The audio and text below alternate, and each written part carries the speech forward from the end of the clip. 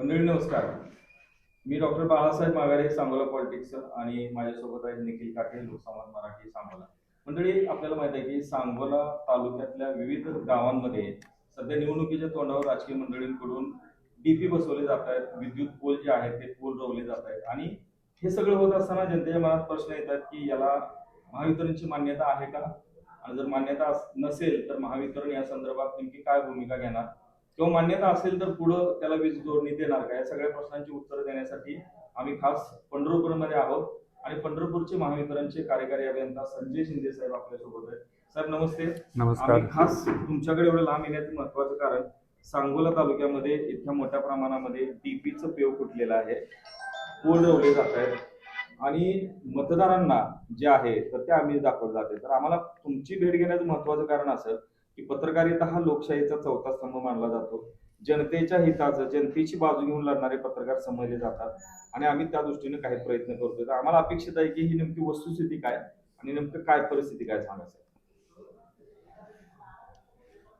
सांगोला तालुक्यामध्ये जे पोल किंवा जे ट्रान्सफॉर्मर सेंटर जे आलेले आहेत किंवा पडलेले आहेत, पोल वगैरे जे पडलेले आहेत, तर त्याच्यामध्ये महावितरणचा काहीही संबंध नाही. ते कुठेही आमच्या सिस्टीमला जोडले गेलेले नाहीत आणि ते कुणी टाकले हे देखील आम्हाला माहिती नाही. तुमची परमिशन निखिल परमिशन वगैरे घेतली नाही, पण क्रायटेरिया तुमचा काय सांगतो महावितरणचा, की एखादा पोल जर तसा आला तर तो तुमचा क्रायटेरिया वगैरे आहे का, ती का अनलिगल वगैरे आहे का, असं काय? जोपर्यंत आमच्या सिस्टीमला ते जोडलं जात नाही, आमच्या इलेक्ट्रिसिटीला जोपर्यंत जोडलं जात नाही तोपर्यंत ते आमच्या अखेरीत येत नाही.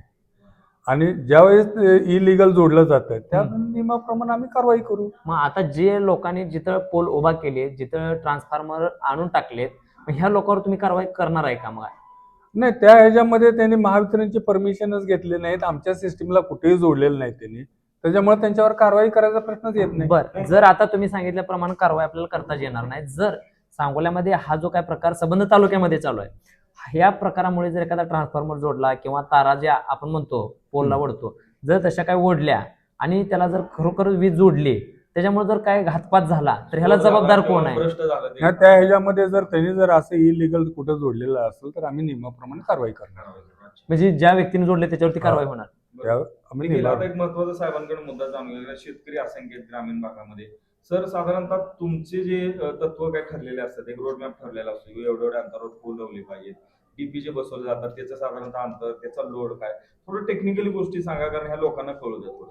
टेक्निकल गोष्ट म्हणले जे आहे ते एखादी समजा वाडी वस्तीचं विद्युतीकरण करायचं असेल तर तो प्रस्ताव डीपीडीसी मधनं त्याची प्रशासकीय मान्यता आल्यानंतर आम्ही ठेकेदार नियुक्त करतो. त्या ठेकेदाराकडनं आम्ही अधिकृतपणे काम करून घेतो आणि ते ठेकेदाराचे जे डीपीडीसीतनं आम्हाला पैसे येतात, डीपीडीसीतनं आम्हाला पैसे येतात, आम्ही ते काम करून घेतो. बरं, आता हे डीपी जे बसवले जातात ते कुठून घेतले जातात, तुमचा काय अंदाज आहे? तुम्ही देता त्यांना, म्हणजे कसं आहे शेतकऱ्यांना देत असताना?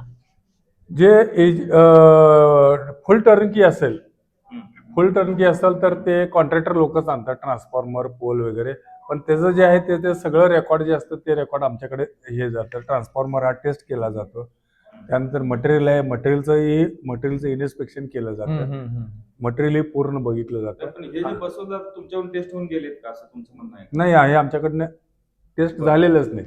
नाही, विषय नाही. पण आता याच्यामध्ये सर दुसरी एक गोष्ट आपल्याला प्रामुख्याने घ्यावी लागेल, की सांगोला तालुक्यामध्ये प्रामुख्यानं जो विषय येतोय तो म्हणजे विजेचाच येतोय. काय येतोय की लाईट डिम पडतायत, कारण त्या भागामध्ये पाणी आल्यामुळे मोटरा वाढल्यात आणि मोटरा वाढल्यामुळे लाईट 100%. मग ह्याच्यासाठी आपल्याला काय उपाययोजना येणाऱ्या काळात करता येईल? कारण यामुळे लोक अशा भूलथापेला ह्याच्यामध्ये जे आहे सांगोला तालुक्यामध्ये जे विजेची मागणी वाढायला लागलेली आहे, तर त्याच्यामध्ये आम्ही मुख्यमंत्री सोलार कृषी वाहिनी योजनेद्वारे दिवसा 9 ते संध्याकाळी 5 पर्यंतचा विद्युत पुरवठा जे देण्याचा आम्ही प्रयत्न करत असतो. बरेचसे आमचे सबस्टेशन झालेले आहेत आणि जे काही सबस्टेशन राहिलेले आहेत तिथं आम्ही सिस्टीम स्ट्रेंथनिंग आणि सिस्टीम ॲग्युमेंटेशन हे देखील काम करणार आहे.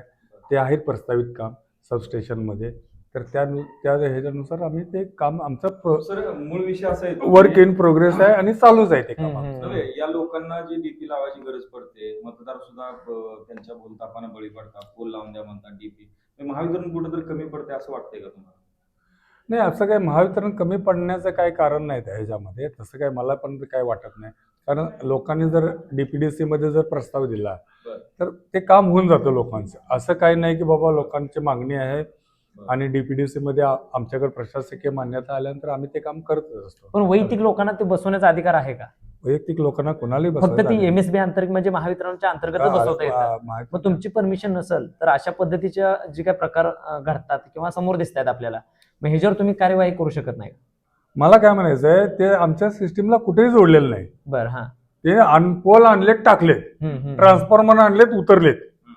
कुठेही आमच्या एकही कुठलाही ट्रान्सफॉर्मर किंवा कुठलाही पोल आमच्या सिस्टीमला जोडलेला नाही. बरं, त्याच्यामुळे कारवाई करायचा प्रश्नच येत नाही. सर, ऐका, हम्म. तुम्हाला जबाबदारी टाळता येणार नाही साहेब. ऐका, विषय असा आहे की तुमच्या क्षेत्राशी संबंधित, तुमच्या डिपार्टमेंटशी संबंधित, तुम्ही जनसेवा देता, जनतेच्या तुमचं ब्रीदवाक्यच आहे त्या दृष्टीने.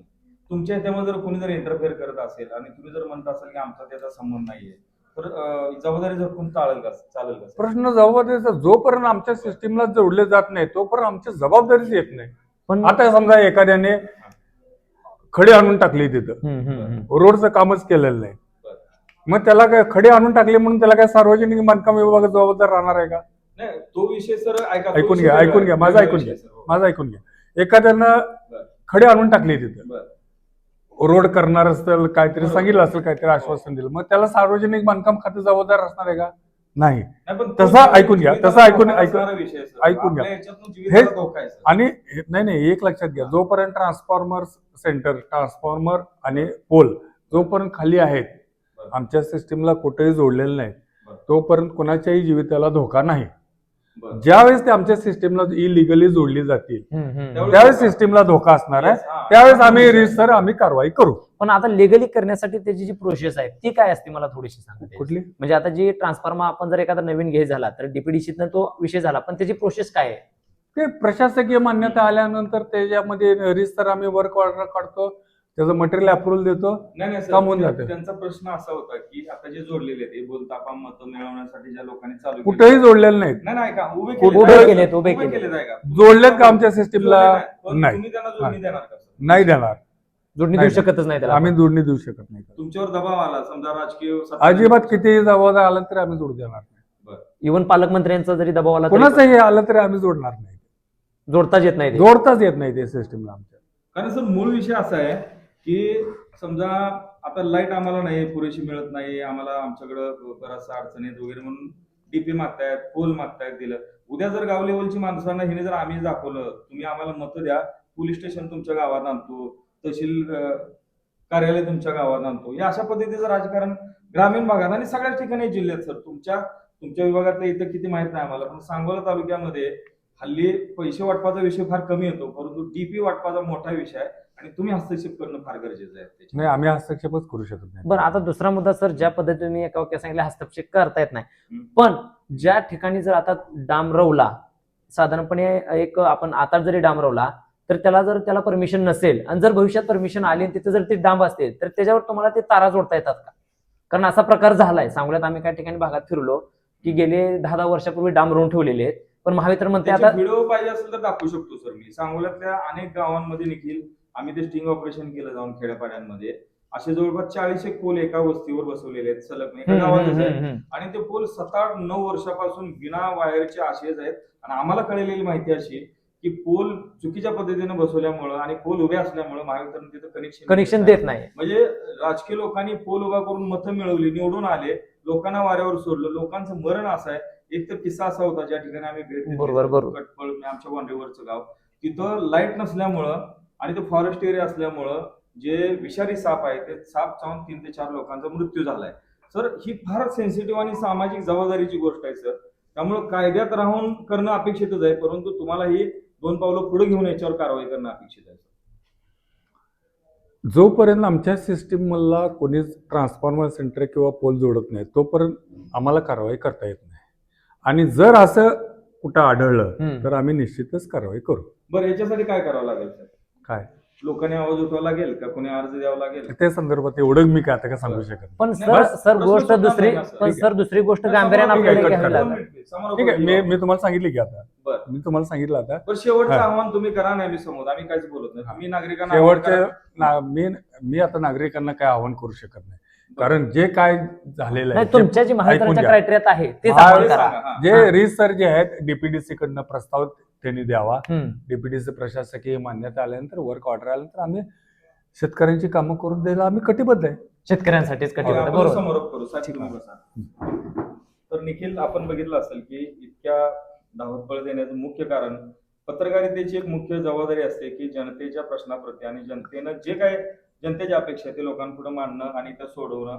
या अनुषंगानं आपण साहेबांकडे आलो. संजय शिंदे साहेब, कार्यकारी अभियंता, महावितरण पंढरपूर विभाग. सांगोल्याचा हा पूर्ण जो महावितरणचा विभाग आहे तो या विभागाच्या कार्यालयाच्या अंतर्गत येतो. मंडळी, वस्तुस्थिती अशी आहे, ज्याप्रमाणे अभियंता साहेबांनी सांगितलं, जे डीपी बसलेत सांगोल्यामध्ये ते पूर्ण बोगस आहेत, खोटे आहेत. पोल सुद्धा जे बसवले ते सुद्धा दिशाभूल करणार आहेत. आणि अभियंता साहेबांचं मत असं आहे की जोपर्यंत जोडणी होत नाही तोपर्यंत त्यांचा संबंध येत नाही. फक्त मंडळी, पण निखिल, जर आपल्याला त्यामध्ये एक करावं गोष्ट लागणार. आपल्याला गांभीर्याने घ्यावी लागेल. साहेबांनी या ठिकाणी एक आवर्जून उल्लेख केला की सांगोल्यामध्ये विजेचा प्रॉब्लेम आहे, त्याची मागणी वारंवार शेतकऱ्यांकडून होते, हो, हो. कारण पाणी आल्यामुळे तिथं मोटरा वाढलेत, लाईटचा लोड आहे. पण येणाऱ्या काळामध्ये सोलारच्या माध्यमातून हा प्रश्न मार्गी लागेल, जेणेकरून शेतकऱ्यांना लाईट व्यवस्थित मिळेल. म्हणजे सध्या आणि- आमिषाला बळी पडू हा, नये. म्हणजे भविष्यात सध्या- होऊ शकते ते म्हणजे सोडा. आता जी गोष्ट चालू आहे सांगोल्यामध्ये डाम रवायचे, कुठं डाऊन ट्रान्सफॉर्मर बसवायचे, हे अगदी चुकीचं आहे आणि ह्याला कुठलीही प्रशासकीय मान्यता देता येत नाही किंवा ते महावितरणच्या क्रायटेरियात येत नाही असं साहेबांच्या बोलण्यातून येते. यामुळे हे जे चाललंय हे 100% लोकांना दिशाभूल करण्याचा एक प्रयत्न या माध्यमातून चाललेला दिसतोय. त्यामुळे हे स्पष्ट आहे. तर मंडळी, आपण इथं थांबतोय. शेवटच्या एका वाक्यात सांगतो की मतदानाच्या पूर्वी ह्या ज्या गोष्टी चालल्यात सांगोल्यामध्ये, तर या मतदारांच्या डोळ्यामध्ये धूळफेक करणार आहेत आणि स्वतः या विभागानंच खुलासा केलेला आहे की याच्याशी आमचा काहीच संबंध नाही, आम्ही यांना कुठल्याही पद्धतीच्या जोडणी देणार नाही. डीपीडीसी कडून जेव्हा अधिकृत येईल त्यावेळेस पुढची कारवाई होईल आणि जर चुकीचं कोणी केलं असेल तर त्याच्यावर कदाचित विभागाकडून कायदेशीर कारवाई सुद्धा होऊ शकते, असं साधारणतः त्यांच्या बोलण्याचा अर्थ आहे. आपण इथे थांबूया. धन्यवाद.